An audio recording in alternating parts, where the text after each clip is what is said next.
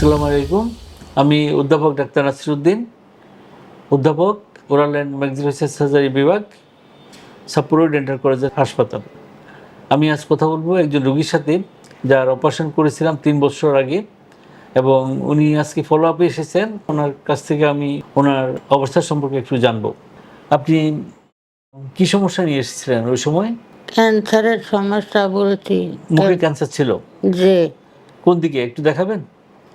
গালে ফার্জাত ওই সময় অপারেশন করছে। অপারেশনের পরে আপনি অপারেশনের উঠিলে আল্লাহ আপনি পাক কি বালি রাখছে, অখনো বালি আছি। অপারেশনের পরে কোনো রেডিওথেরাপি, কেমোথেরাপি নিয়েছেন? জি না, থেরাপি দরকার হয়নি? জি না। ওনার মুখের যে ক্যান্সার, এটা ডায়াগনোসিস হওয়ার সাথে সাথে অপারেশন করেছেন, যার জন্য আমরা ওনাকে প্রাইমারি ক্লোজারের মাধ্যমে সুস্থ করতে পেরেছি ইনশাল্লাহ।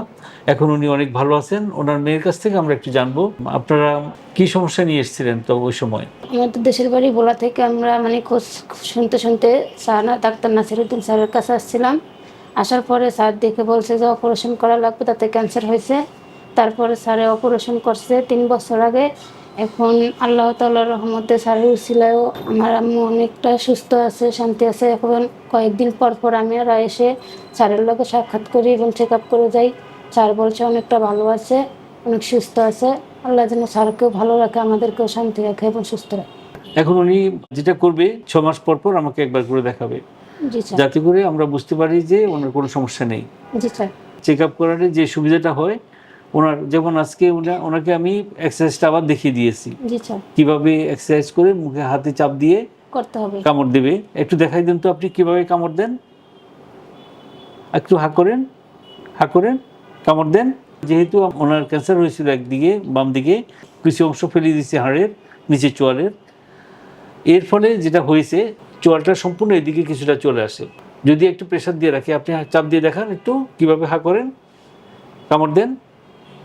এইভাবে চাপ দিয়ে অপারেশনের পরে যদি এক্সারসাইজ করে, ফিজিওথেরাপিটা করে, তাহলে স্বাভাবিকভাবে খাওয়া দাওয়া করতে পারে।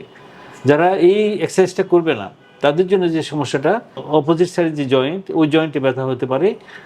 আর সারা মুখেও এক ধরনের প্রেশার, ব্যথা এবং খেতেও সমস্যা হয়ে যায়। এই এক্সারসাইজটা আবার একটু দেখিয়ে দেন কিভাবে এক্সারসাইজ করেন, কিভাবে ব্যায়াম করেন। হা করেন, কামড় দেন, হা করেন, কামড় দেন। এতে করে আপনি ঠিকভাবে খেতে পারবেন, খাওয়া দাওয়া করতে কোনো অসুবিধা হবে না। আপনি যদি একটু এক্সারসাইজ করেন, ঠিকভাবে নিজে থেকে নিজে চোয়ালকে গাইড করতে পারেন, চোয়ালকে ধরে রাখতে পারেন, তাহলে আপনি ঠিকভাবে খেতে পারবেন এবং মুখটা বাঁকা হবে না। আমরা আশা করব আপনি সবসময় প্রত্যেক 6 মাস পর পর আমাকে দেখাবেন, যাতে কোনো সমস্যা হচ্ছে কিনা আমরা এটা দেখব। জি স্যার। তা আপনারা সুস্থ থাকেন, ভালো থাকেন।